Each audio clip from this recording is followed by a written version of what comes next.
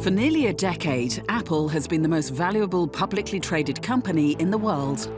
They were the first to make computers look sexy.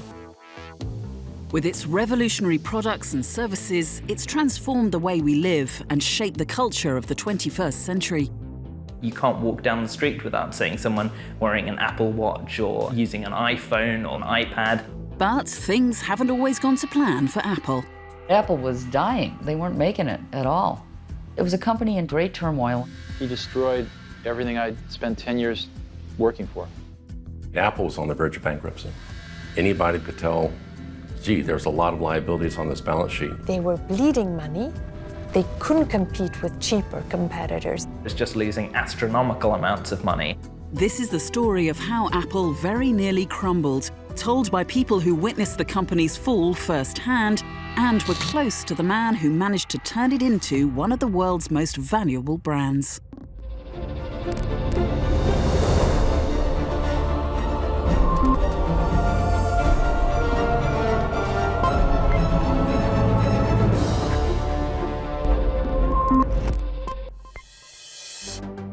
With an annual turnover of over $200 billion, 123,000 employees, over 500 stores, and over 1 billion products in use globally, Apple is one of the world's most successful businesses. Its genius for innovative design, disruptive technology, and marketing has built a customer base that reveres Apple with almost religious fanaticism. I'm a lifer. I'm an Apple lifer. 就是常用的都是苹果的。所有的 iPhone， 我每年换一个。 Everyone in my family also uses Apple. It's easy once you start with the Apple products. It's the #1 company in the world. I hope I will stay with Apple forever.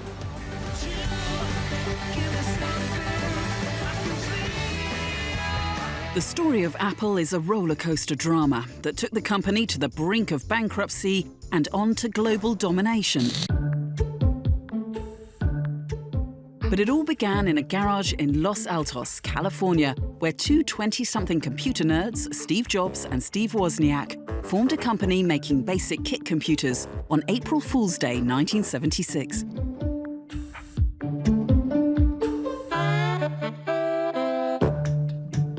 Steve Wozniak was always, early on, he was the kind of the technical brains behind the Apple computer, the engineering kind of brains behind Apple. Steve Jobs was the slick marketer. He was the person who thought, you know, we can't just sell this to a small group of geeks who are interested in buying personal computers. This is something that could appeal to everyone. With a $250,000 investment from Mike Markkula, a former executive of Intel, Jobs and Wozniak launched the Apple II computer. The Apple II, small, inexpensive, simple to use. One of the world's first microcomputers, it had a built-in keyboard and offered high-resolution color graphics and sound. It was designed to look more like an appliance than a traditional bulky business computer. Apple pretty much was one of the inventors of the personal computer industry, was one of the first companies to introduce one of these products. The Apple II was Apple's first kind of breakthrough hit. It was launched in 1977, and some version of it wound up running until 1993, which gives you an idea of just how big a product this was. Thanks to the Apple II, Apple's yearly sales grew from $774,000 to $118 million, an average annual growth rate of 533%. They were growing very, very rapidly as a company. I mean, Apple was founded in a garage, and within a few years, it's employing thousands of people. In December 1980, Apple was listed on the Nasdaq stock market. The shares sold out almost immediately. Instantly, about 300 millionaires were created. Steve Jobs, the largest shareholder, made $217 million. In 4 years, Apple had grown exponentially. Steve Wozniak continued to work in engineering until a plane accident and disillusionment with the increasingly corporate ambitions of the company led to his departure in 1985. I go to business meetings and they're all sitting there in three-piece suits. It's a large business, there's a lot of dollars involved. The people who have come out of school trained to run and manage business is the key element today, and that's where most of the creativity is going. Steve Jobs became Apple's lead visionary.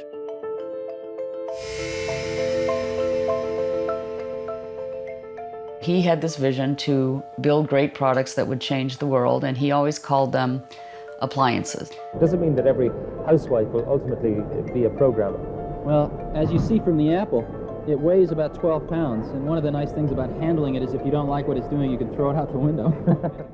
He didn't call them computers, and he wanted to build appliances that people would put in their homes and would look at fondly from a design perspective, but that they would also be incredibly useful. He wanted things to be so easy to use that you just didn't even feel like you were using them, that they just became part of you.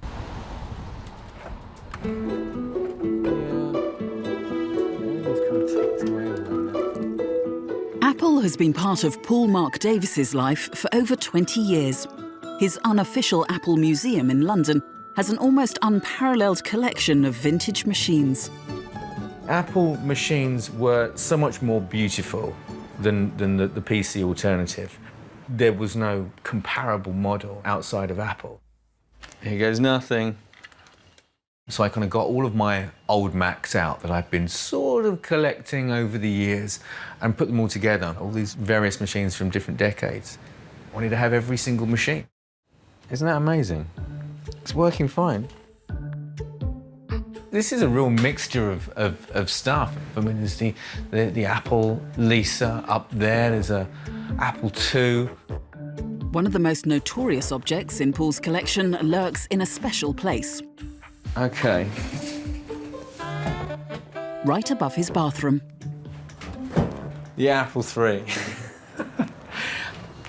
It is a huge, useless, non-working lump. I mean, most of the machines in here do work, and in my defense, this probably stopped working about 6 weeks after it was bought. The Apple III was launched in 1980, and hopes were that it would emulate the success of the Apple II. My Apple is my manager. But it went into the history books as the company's first big failure. The Apple III was disastrous. Early on, it ran into technical problems, and one of Apple's official solutions for it was that you should lift the computer up about 3 or 4 inches and drop it, because this would hopefully reseat the chips inside it. And so that's a failure. Wounded by the disaster of the Apple III, there was worse news to come. IBM put a lot of what it knows about computers into the new IBM personal computer. In August 1981, IBM launched its personal computer, or PC. It was the opening salvo in the PC versus Apple war that would rage for decades. The IBM personal computer coming to selected stores across the country. You get giants like IBM, which then come along and think, oh, this is a fast-growing product category, there's probably some money to be made there. So Apple faces more competition. So I would say that that's probably the main challenge that they were facing at the time. Aware that Apple desperately needed a new hit, Steve Jobs set up a group of 100 people to work on a top-secret project. Andy Cunningham was one of the chosen few. He hand-selected his team of 100 people, and he only allowed a very small number of outside people to be part of that team. And we had special badges to get into the building, and you were not allowed in there if you weren't one of those people. So you were living with these people, going through the process of working with Steve Jobs, which was grueling and difficult. He knew what he wanted in his head, and he would communicate that to you, and if you didn't make it happen, he'd basically scream and yell, and sometimes throw things and insult you if you couldn't do it. All of the images you are about to see on the large screen will be generated by what's in that bag. Knowing that Apple's fortunes were riding on it, Jobs pushed his team of 100 to create a computer that he believed would change the world, the Macintosh. Launched in January 1984, the Macintosh was the first mass-marketed computer to have a mouse and an on-screen desktop interface. All packaged in a radical form factor. You could consider the Macintosh Steve's baby. That was his child. Absolutely no difference between that product and a child. But one day I asked him, I said, what are you trying to do with the Macintosh product and its relationship with its users? And he said, I want to put a mother in every box. I want people to open up the Macintosh box and I want them to feel like this product is taking care of them and not that they have to take care of it. It was the first computer that felt truly intuitive. It was the first computer that meant that you could use it without training. That's the revolution in computers.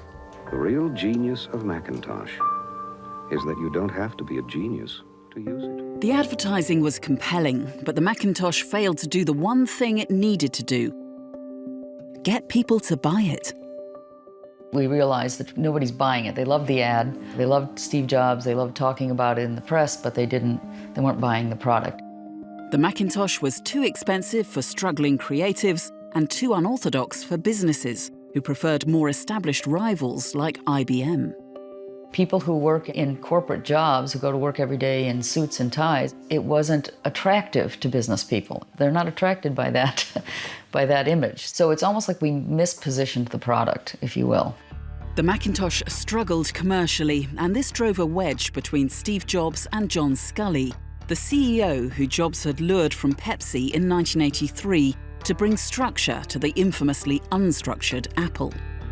I think when John joined the company, it was like a miracle for everyone because people saw him as adult supervision, including Steve. And he has the famous quote, you know, do you want to go on selling sugar water to kids or do you want to come and change the world? And John, of course, chose the decision to come and change the world. And I think John thought that he would come and play a typical CEO role. You know, he had come from Pepsi, and that was a very well-structured consumer company. And he goes to Apple, and it's not very well-structured at all. And Steve was still making all the big decisions. And it was very difficult, I think, for John to deal with that. And Macintosh was failing. It's not like he launched this product and all of a sudden they were making gazillions of dollars on it. That was not happening at all. It was costing the company a ton of money to have that product. And Steve was just insistent, we must make this go, this must happen. And John was ready to pull the plug. You know, I don't think so. I don't think we need the Macintosh. It's killing us. Without the success of the Macintosh in business, we couldn't afford the huge investment we have in research and development. It was crunch time for Apple, and a battle ensued between Sculley and Jobs. Steve Jobs actually tried to drum up support to sort of wrestle control away from John Sculley. John Sculley, who came from a very corporate background, was maybe far better sort of as a corporate infighter than Steve Jobs, was able to win that tussle. The Apple board sided with Sculley and sidelined Jobs. On the 12th of September 1985, Steve Jobs was forced to resign from the company he'd founded. What can I say? I hired the wrong guy. That was Sculley? Yeah. And he destroyed everything I'd spent 10 years working for. Sometimes you think you're doing the right thing by removing a force that appears to be a negative force, when in fact that's the life force. And what you really needed to do is feed that life force in a way that was going to work. And they weren't able to do that. I think they thought, thank God he's gone, now we can run a business. But you know, Apple isn't a business. I mean, it is a business, but it was the realization of a vision and a person behind that vision. And Apple had it, and when they kicked Steve out, they lost it. And so lots of things started to fall apart, lots and lots. Steve Jobs wanted to change the world with Apple computers, and when he left the company, its very soul was ripped out. Over the next decade, this would lead to problem after problem.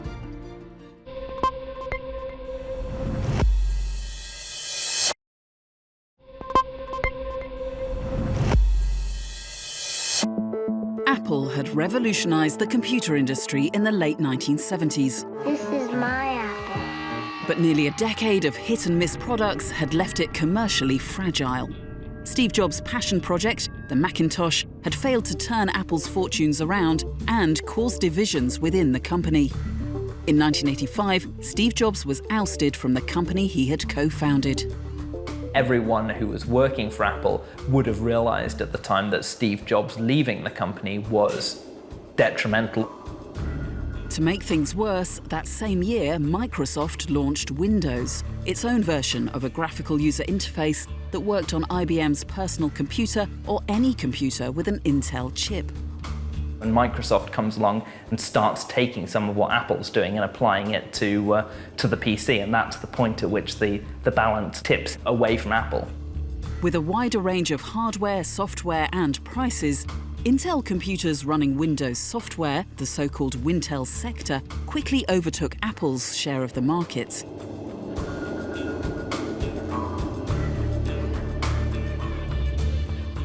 Beginning about 1988, the platform share of Apple was going progressively down, and it actually sunk below 10% around 1991, 1992. And an incredible top-down decision that was made at that time, it was decided, let's go up and crank up the entire supply chain, and literally a calculation was done on how many computers needed to be bought and sold to get Apple's market share up to like 11, 12%. And Apple committed to all that inventory. Apple didn't sell it. Didn't come close. I think that's the first time the company realized it really was losing the Wintel war. And if you look back at the pricing, it's pretty clear why, because Apple products were selling at a premium to the Wintel products. Consumers are not stupid. And they would look at this and say, I really like Apple. I really want to buy Apple, but I just can't justify it personally. Despite struggling with finances, Apple didn't stop innovating.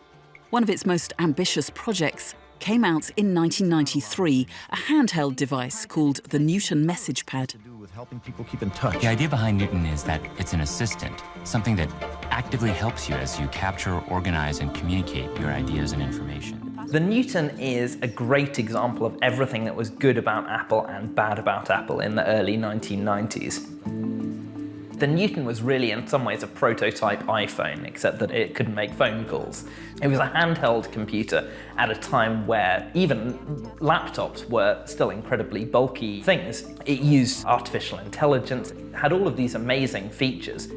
You could write on it with a stylus, and the idea was that it would then be able to kind of recognize what you were writing and turn that into computer text, which for 1993 is an incredibly ambitious project, but unfortunately it turned out to be too ambitious. You know, Newton's pretty smart, but it's not always going to get your handwriting right. The handwriting into text didn't work very well. People were disappointed at that. So you really had something that was really hard to use and expensive. And those two things made it a failure really right out of the launch. You know, it never took on at all, even amongst the hardcore Apple lovers. It just didn't work. When you're done, Newton even has a smart way of getting rid of your trash. Apple was panicking, but instead of consolidating, it continued to bring out different products. They were bleeding money.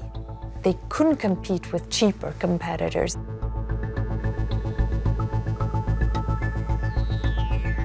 They were making too many products. They were trying to do high-end, middle, lower-end, a diversity of models to cater to all the consumers. And so they lost their focus.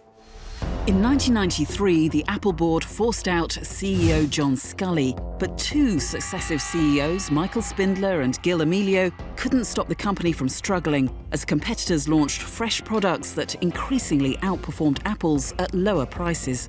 It was a company which was losing an enormous amount of money. It was still bringing in revenue, but it just wasn't making profit, so it was losing a huge amount of money each year. That was really kind of the nadir for Apple. That was when everything went wrong, and it's unclear of how close it came to bankruptcy, but some people say it was within 90 days of having to close shop. By the late 90s, Apple was on the brink of bankruptcy. It needed to do something drastic as quickly as possible. The return of co-founder Steve Jobs was seen by many as Apple's only hope. But the demanding pioneer was busy, building a whole new empire.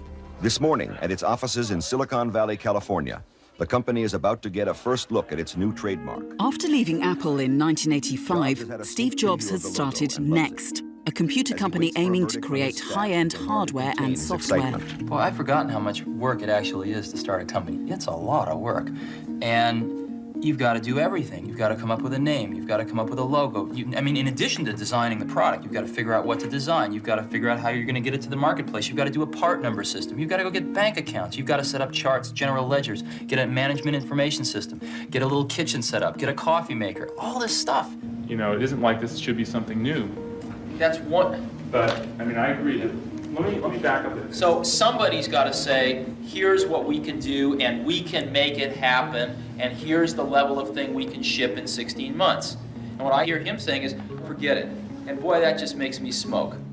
Jobs spent 12 years away from Apple, notably helping Next Computers develop an innovative operating system. However, there was no doubt where Jobs' heart and ambitions really lay. The first week or so that I worked with him at Next, it was so clear that he was out for Apple revenge, and also that he was going to go back to Apple because he had something to prove. At this point, he'd been thrown out of the company that he gave birth to. It's like your child throwing you out. And he was going to go back and make that company a success. Just how Steve Jobs would bring Apple back to life would revolutionize the computer industry and transform the way we live in the 21st century. The Apple brand has clearly suffered from neglect, and we need to bring it back.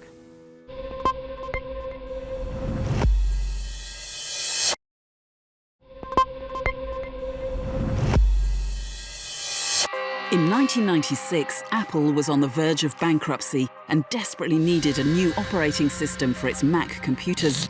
So in December that year, CEO Gil Amelio bought Steve Jobs' Next firm for its software, bringing Apple's founder back into the company. Steve Jobs coming back to Apple, it was kind of a feel-good moment in the sense that, you know, here's one of the founders come back to the company that he started. But I don't think that anyone could have predicted at that point that, you know, just that act of Steve Jobs returning was going to be what was going to restore Apple to profitability. It took 7 months for Steve Jobs to convince the Apple board to fire CEO Gil Amelio. Pleased to announce today that I'm going to drop the interim title. At 42 years old, Jobs finally became the chief executive officer of Apple. Apple needed Steve Jobs as much as Steve Jobs needed Apple. It was his playground. And when he came in, for the first 30 months, he worked for $1 a year. He said, He said, I'll come and I want to fix this. The Apple brand has clearly suffered from neglect, and we need to bring it back. He spent that whole time while he was at Next learning how to be a really good CEO. And that's what changed. He understood how to make a company operate and how to run it. And those who worked with him after he came back to Apple have a very different idea of Steve than those of us who worked with him before. So it was very clear that he changed. I don't think he ever got nicer, but he changed. To save the company he loved, Steve Jobs needed to take immediate and often brutal decisions. When Steve Jobs came back, he fired a lot of people, which is probably not necessarily a good thing for morale, but was a good thing for Apple's bottom line. He also got rid of a lot of the product lines which were not particularly profitable. And so you're going to see the product line get much simpler, and you're going to see the product line get much better. Here's to the crazy ones. Apple's next challenge was to convince the rest of the world that Apple was worth buying from again. Round pegs in the square holes. The ones who see things differently. The Think Different advertising campaign was an attempt to relaunch the Apple brand, to bring it back to the counterculture-infused values that Steve Jobs first envisioned back in 1976, when the company was founded. Is ignore them, because they change things. They push the human race forward. Think Different was another incredibly brilliant campaign that really started to attract not only the creatives, but people who wanted to be creative. It honors those people who have changed the world. Some of them are living, some of them are not. But the ones that aren't, as you'll see, you know that if they'd ever used a computer, it would have been a Mac. I think the Think Different campaign was the inflection point that took it from a downhill slide to, okay, now we're going to go on up. That really is Steve's greatest gift, is that he is incredibly emotionally intelligent. He understands what people want before they do. He understands what they're going to do with things before they do. And that's what he capitalized on when he came back with the Think Different campaign. So now he realizes, okay, we have we have a cult here. Let's protect that cult, let's feed that cult and see if we can get it to grow. Push it and it just works. It must have something. It must have something. It's beautiful. Look at that. This group of die-hard London Mac users meet monthly to share news and information on Apple. Like most fans of the company, they reject the idea that they're like members of a cult.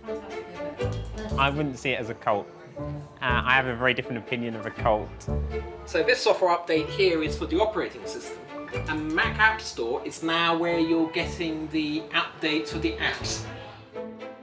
Siri, do you love me? You're looking for love in all the wrong places.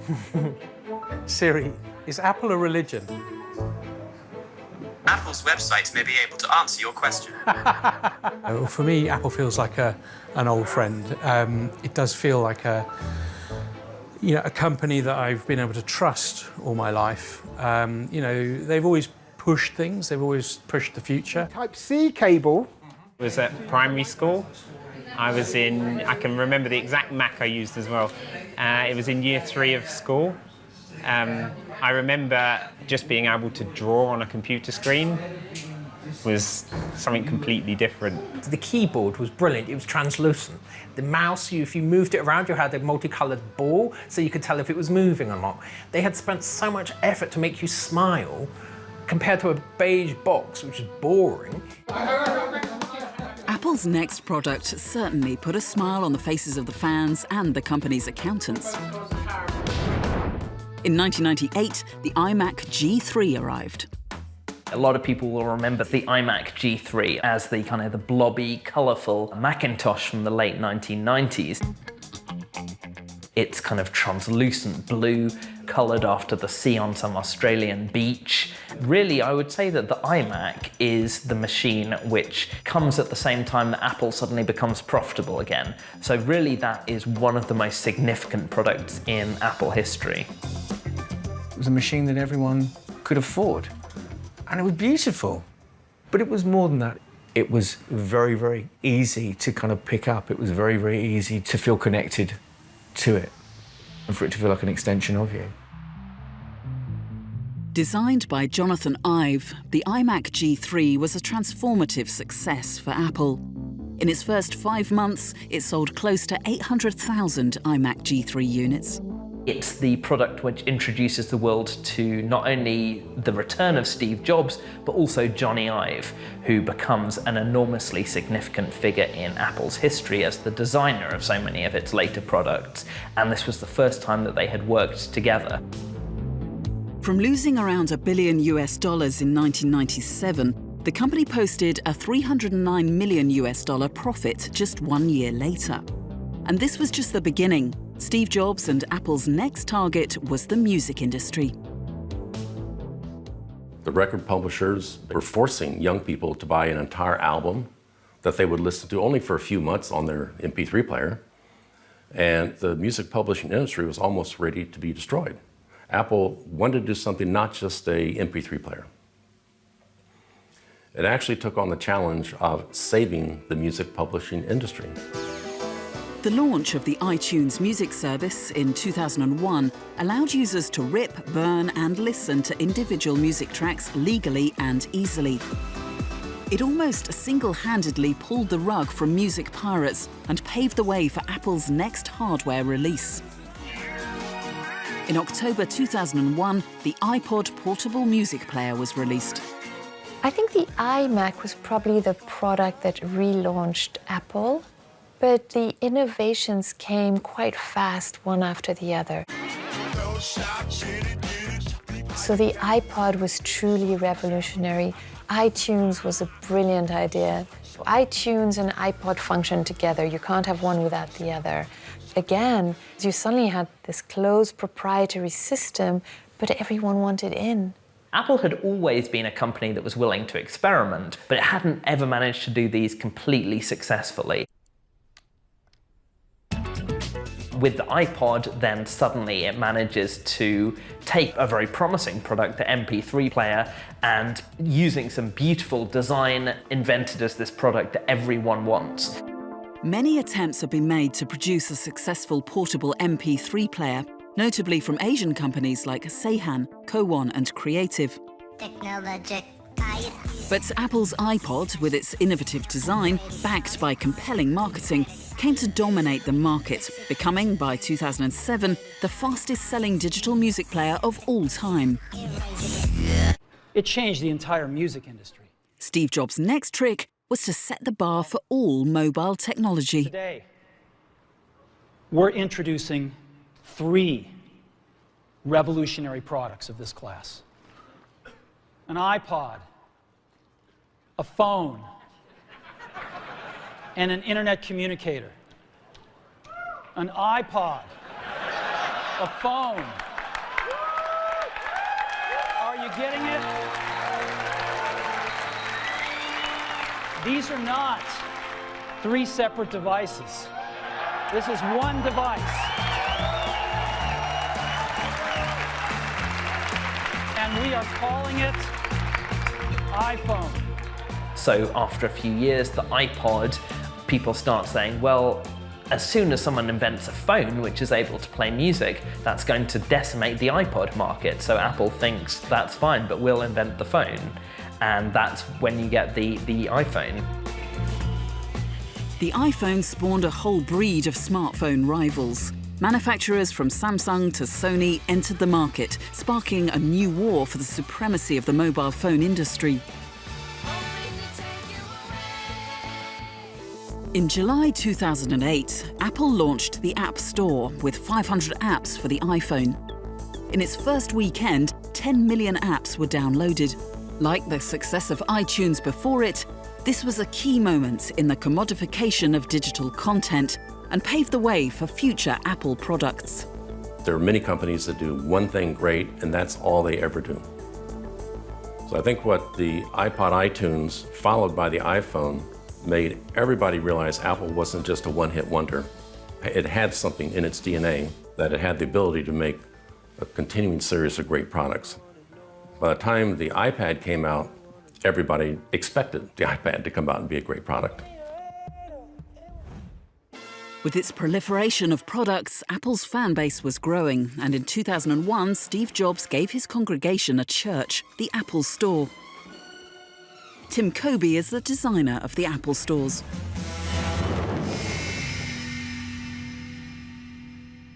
People would see Apple advertising, they would see their products, and it would drive traffic to the resellers. But the resellers were also selling, 20 other computers. And so they were typically being countersold away from the product they came in for to a one where the retailer had a better margin or was able to convince them it was a more appropriate product. Okay, so this is our R&D area. Steve Jobs took a typically hands-on role in the design of the stores. The idea of Steve, criticizing the screw heads on these metal panels and the mock-ups and things that we went through were it was an extraordinary time. Steve really understood what the Apple brand was about.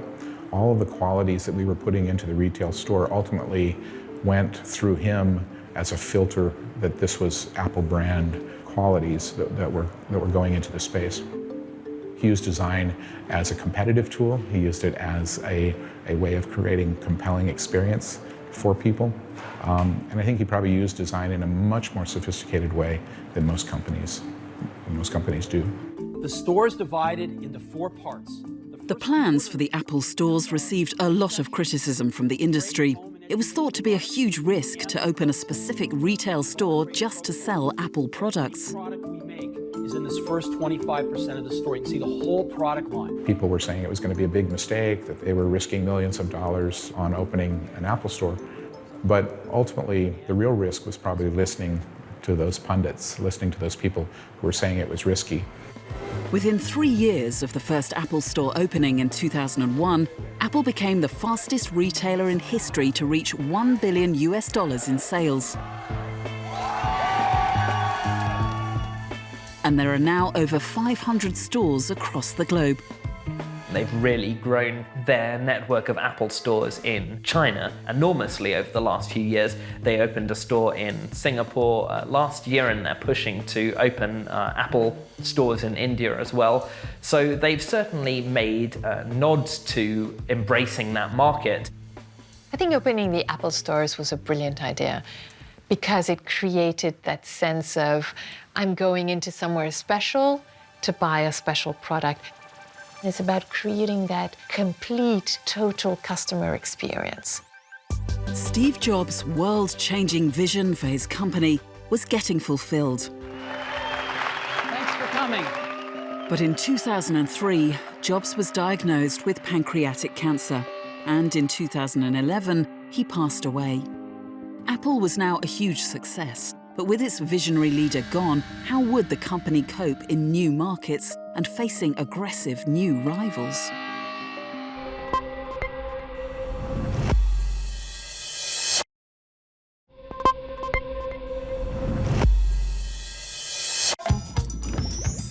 In 2011, Apple became the world's most valuable publicly traded company. I love it. On August the 24th of the same year, Steve Jobs resigned from the company he had founded and 6 weeks later died of cancer. He was 56 years old. So thank you very much to our extended families out there. I was devastated. I felt that I'd lost a close friend.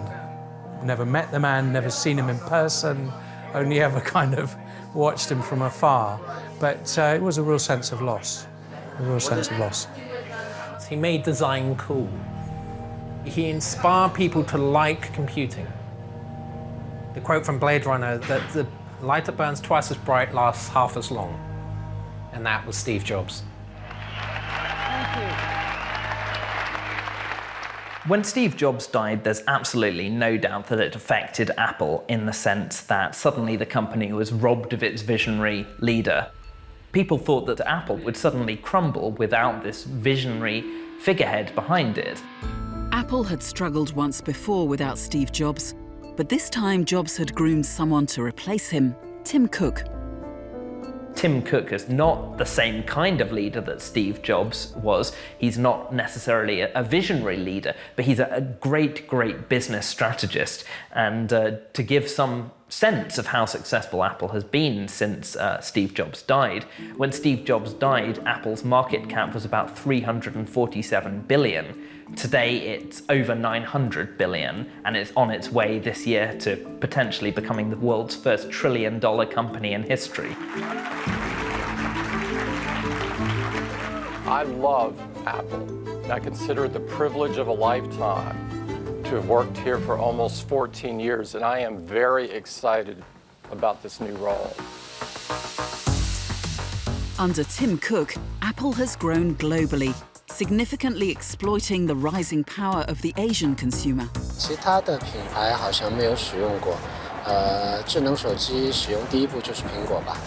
iPhone， 所有的 iPhone， 各种型号的，我每年换一个。Apple is one of those real amazing success stories for China. 2010, 2011, they arrive and they all start buying smartphones. Prior to that, they were not really a major force in the world, Chinese consumers. And Apple comes in at the right time, smartphones growing very rapidly.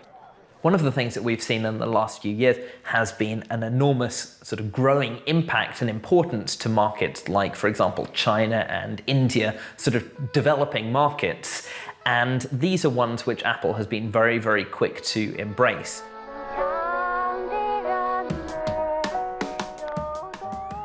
Tim Cook's actually talked about the fact that Apple's products today are designed for a Chinese audience in some senses. If you look at the gold iPhone, which Apple introduced a few years ago, that very much is a phone which has been very successful in China and quite possibly was aimed at the Chinese market to begin with. 2015 is kind of the high mark where Apple's got like 25% of the China market.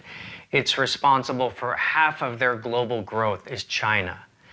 And in the process of this, they establish a well-known, incredibly well-respected brand. A luxury brand is really what they are.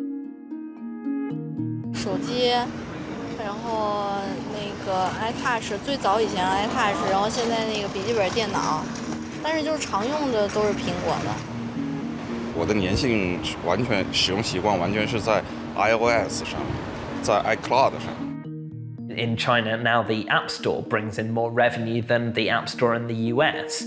So there is a sort of a shift between the two markets, and I think that that's something that Tim Cook has been very, very aware that he needs to kind of embrace, that these are no longer markets which can just be sort of taken as, you know, as a nice added extra. This is where the battles of the future are really going to be fought, and Tim Cook has really embraced that. One of the major battles facing Apple in China is the threat of highly innovative rivals, all trying to take a bite out of Apple's market. Apple has succeeded in China as much as any foreign company can hope to succeed.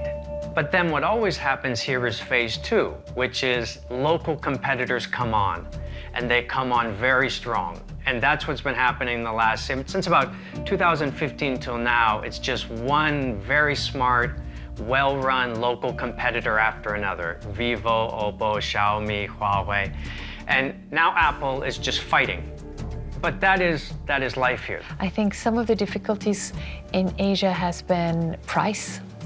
So a lot of lower priced products, phones you can get, competition from local brands like Xiaomi, like Samsung and so on. Samsung does incredibly well in Asia. So very strong mobile phone competitors, very strong computer competitors like Lenovo. So in each one of the categories in which Apple is very good, it has faced very strong local competition.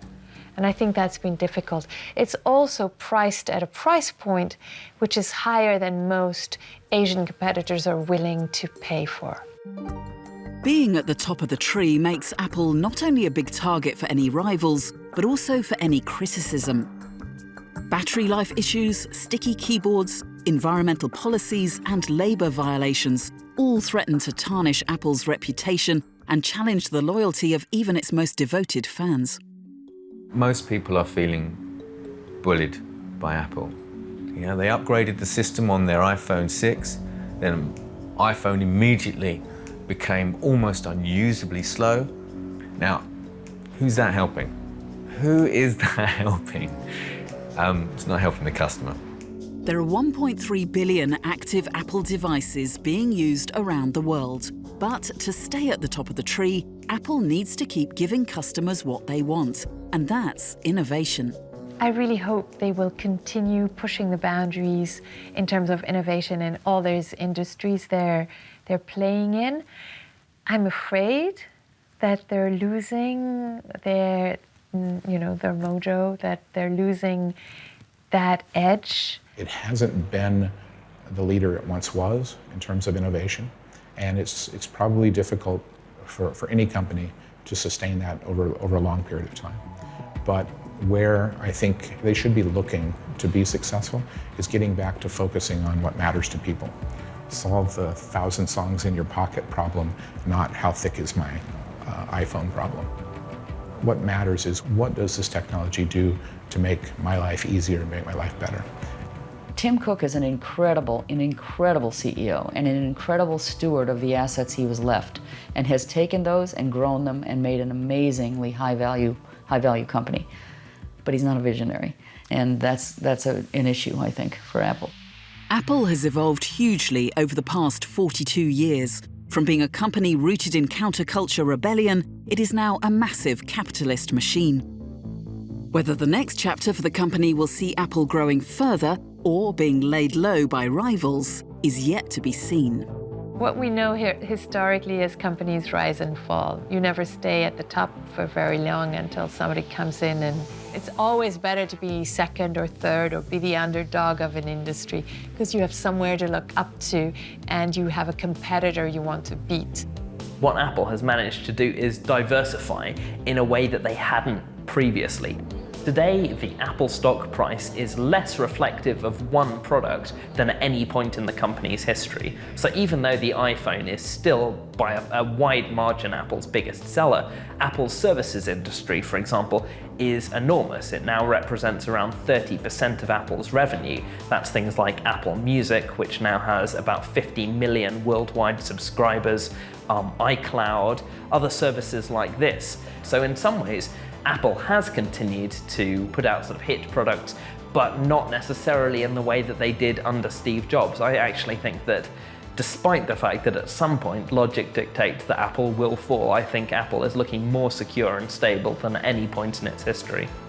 If you look at Apple, their real competitors today are not computer companies and so on. They're Google, Amazon, those kinds of companies, incredibly creative, innovative companies as well. But it depends what Apple has in the pipeline. I don't have a crystal ball.